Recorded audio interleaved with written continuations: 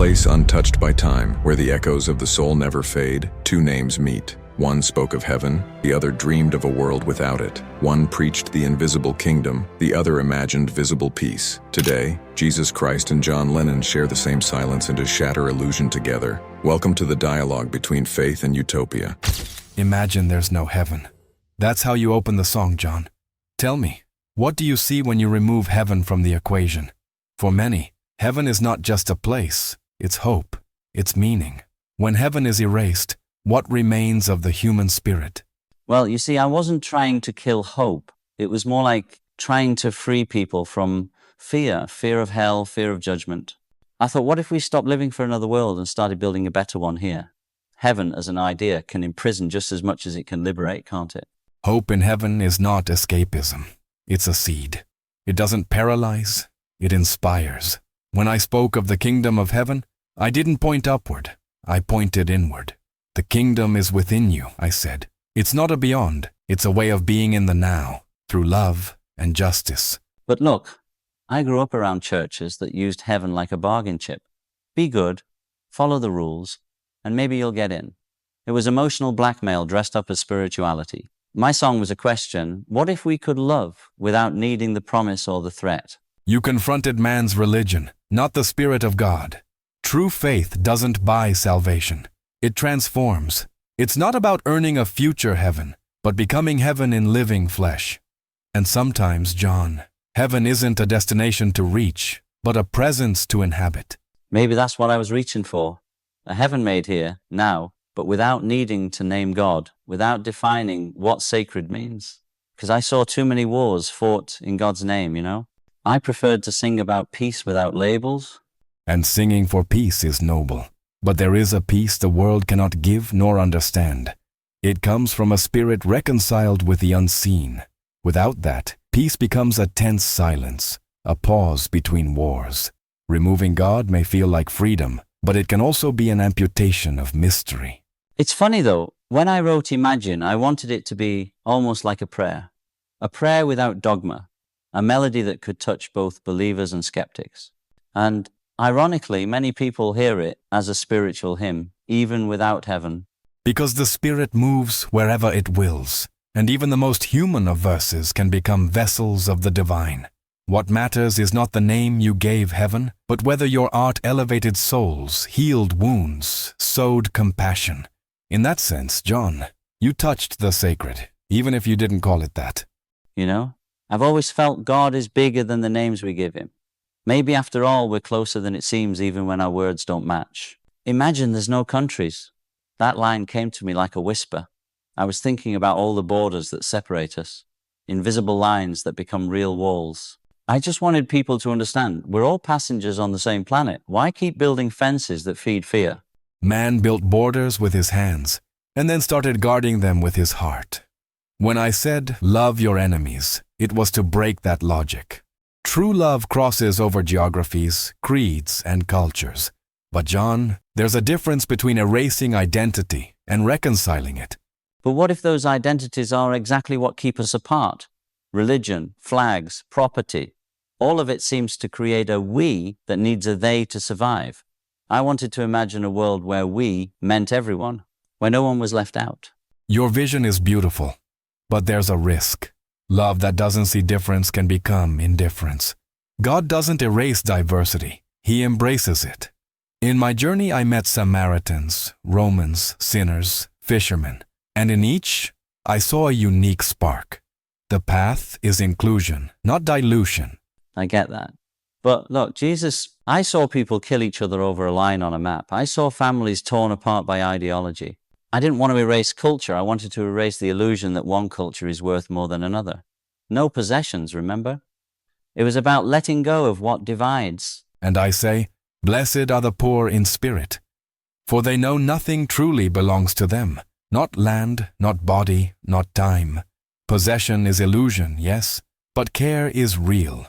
The other is not an idea, it's a person, and love needs grounding. Without roots, love cannot bloom. Maybe that's why I sang, and no religion too, because I saw too much faith turned into trenches. My God is better than yours. What if we left God's name out of it just for a while? Wouldn't love appear more clearly? If the love that appears is pure, it's because he was already there. Even if you don't say God, true love is always divine. But be careful, John. A world without religion can become empty of meaning. Religion, at its core, is reconnection. If that is lost, what else will link us to mystery? Maybe art? Music? That silence between two strangers who suddenly understand each other? I always felt that when someone got emotional listening to one of my songs, something bigger than me was at work, something beyond doctrine. Yes, because deep down, every sincere note is a breath of the Spirit. And when a song makes someone feel less alone, that's peace blooming. When a lyric makes someone cry and then breathe more deeply, that's healing. You are often a fisherman of souls, John, without even knowing it. The peace I speak of is not the absence of conflict, John. It's the kind that surpasses all understanding. It begins within, even when the world is falling apart on the outside. This peace isn't something governments create, nor is it won in treaties or utopias. It is a gift, not a conquest. And I respect that, truly. But you know, I lived through bombs, assassinations, Cold Wars, and hot-blooded hatred. And in those times, talking about inner peace felt like a luxury. I wanted to scream for peace out there, loudly. Put a sign in the window and say, "War is over," if you want it. Screaming can be prayer when it comes from the soul, but there's a fine line between protest and noise. I saw many men want peace, yet burn with hatred. Revolutionaries who claimed to fight for love, but couldn't love their enemies. True peace starts in the heart, or it will never last. But what if the world can't afford to wait for every heart to change? Sometimes it feels like if you don't stand up, shout, demand, nothing happens. I marched, I sang, I did bed-ins with Yoko, all to cry out collectively, "Give peace a chance." But it was exhausting. It often felt like no one was listening. I understand. Even when I healed the lepers and embraced the children, many still didn't see. Even when I calmed the sea, many still doubted. True peace is a quiet seed. It may seem invisible until it blossoms, and sometimes it blossoms precisely in the middle of chaos. Maybe that's why I wrote so many songs about love and peace, because words can touch where shouting can't reach. But I'll admit, some days I didn't feel that peace myself. It felt like I was fighting the wind. Because peace isn't a permanent state. It's a path, and the path of peace passes through the cross. I don't mean the cross only as pain, but as surrender. Lasting peace comes when the self yields to the whole. And in that, John, not every revolution is willing to go so far. Maybe because revolution is in a rush and peace isn't. It moves at a different frequency, a different rhythm. But tell me, do you think art can be a tool for peace? Can it heal wounds that politics can't reach? Without a doubt. Art is gospel without words, a miracle without labels. When someone hears your song and feels less alone, that is peace blooming.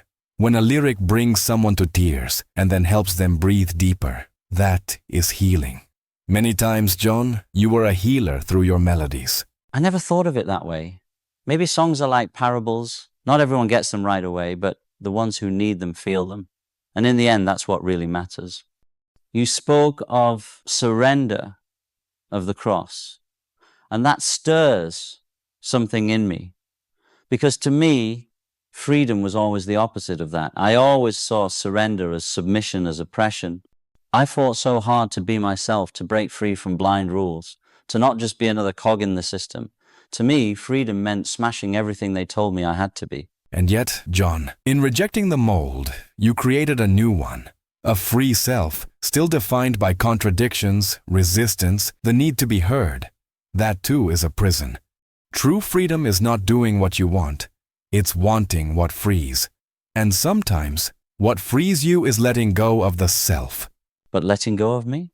After everything I went through to find out who I was orphaned, rejected, shaped through wounds. My identity was my shield, my scream, my art. If I let that go, what's left? What's left is the silence where God whispers, the space where others can finally enter. What's left is the spirit, light as wind. I too had an identity, carpenter's son, teacher, Messiah. But I left all of it.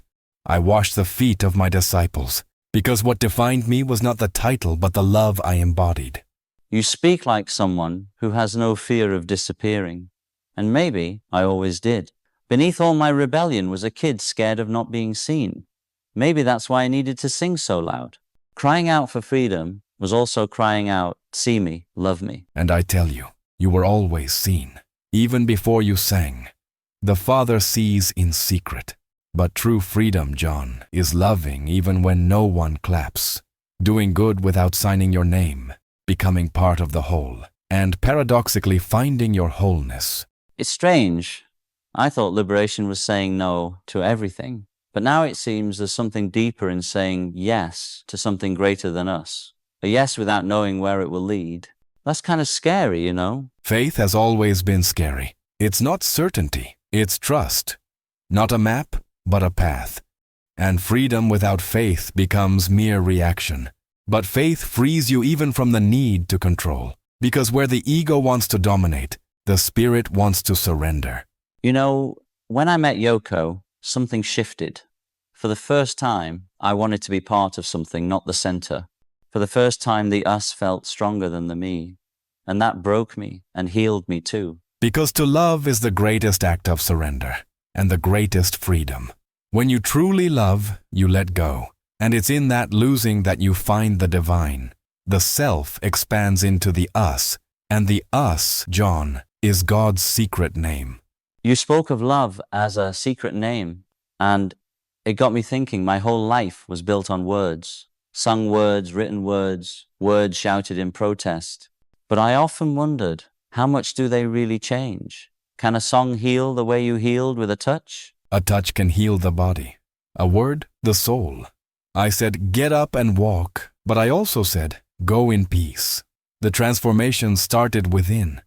Words have power because they carry intention, and when they come from the heart, they don't just describe, they create.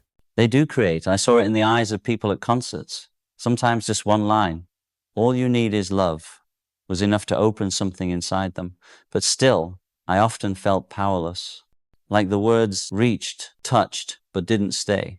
Was it a lack of faith in them or in myself? Perhaps in both. Faith is the soil, and the word is the seed, but not every soil is ready. Even so, no word spoken in love is ever wasted. Some bloom years later. The time of the Spirit is not the time of the world. Do you think composing can be a form of prayer? Because sometimes when I was writing, it felt like something bigger than me was dictating, like I was listening more than speaking. Yes, John, that's inspiration, literally. Breath from the Spirit. When an artist surrenders to truth, he becomes an instrument. He doesn't need to understand everything, just be a channel. And in that sense, you prayed many times with your guitar. I knew when you spoke in parables, you were composing too, weren't you? Crafting images, awakening minds. I never realized how close our languages were. Music and parables, both are broken mirrors, reflecting pieces of light. Exactly. The living word doesn't teach, it reveals. And music has that rare gift of bypassing the mind's defenses. It goes straight to the heart. You gave voice to humanity's longing for peace, unity, love. Maybe you didn't heal like I did, but you awakened many who were asleep. Funny, I started out wanting to change the world, but maybe the world that needed changing the most was mine. I kept looking for answers outside, and here, with you, I see that the most important questions always lived inside. And that is the hardest journey, from the outside in. But you walked it, John, in your pain, your love, your notes, and your silences. You gave humanity a map of the invisible, even if you didn't realize it. And now, we meet in a place with no stage, no temple, only truth. And in truth, we are free.